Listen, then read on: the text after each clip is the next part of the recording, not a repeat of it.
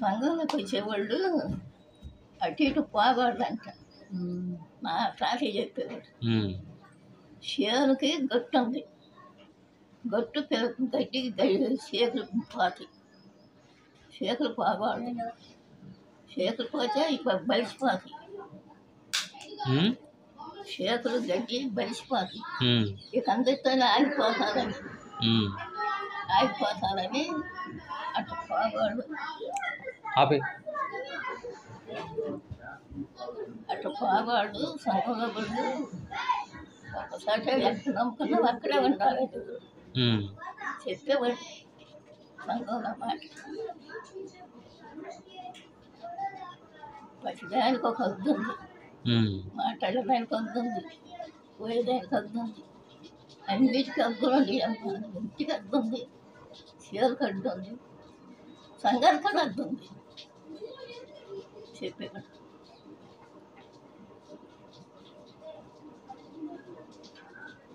ఆ హద్దులో ఉండాలి, హద్దులో ఉండాలి, దాటిపోకూడదు, సంఘాన్ని దాటిపోకూడదు.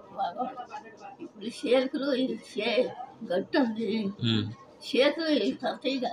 షేకులు అంటే గడ్డి గడ్డి, షేకులు తప్పగా దాని కేర్లు బయటకు పడుతుంది, షేకులు పోతుంది.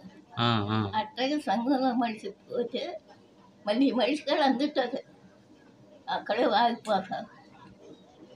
పోయిన మనిషి అక్కడే ఆగిపోతారు. ఇది బాగుంది, ఇది బాగుంది అట్లా పోకూడదు అంటారు. అర్థం కాదు. చేనంటే చేనికి గట్టు ఉంది కదా, ఆ గట్టుకి గడ్డి లోనికి పాకిద్దిగా. చేలో గట్టుకి గట్టు గడ్డి లోనికి పాకిద్ది కదా, చేలోకి వచ్చి దానికి గనుపులకి ఏర్లు ఉంటాయి. ఆ ఏర్లు పాతికి. ఇప్పుడు వెళ్ళినోళ్ళు కూడా అంతే.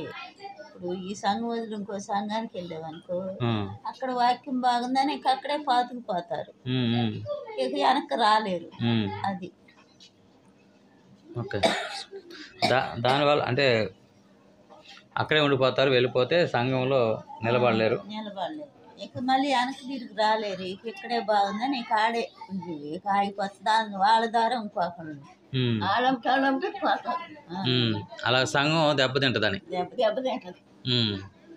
అందుకని పోగొట్టనే బదు, వేరే చోట పోగొట్టు. ఎక్కడ ఉండవో అక్కడే ఉండవు. మరి ఇక్కడ బాగోపోతే ఏం చేస్తారు? ఉన్న చోట ఇంకొకటి పిలిపిస్తున్నారు. నువ్వు చెప్పలేకపోతావు, ఇంకొకటి పిలిపించుకుంటారు. అంతేగా సంఘంలో మనిషి వాక్యంలో సంఘం పోగొట్టు. ఇంకో షాప్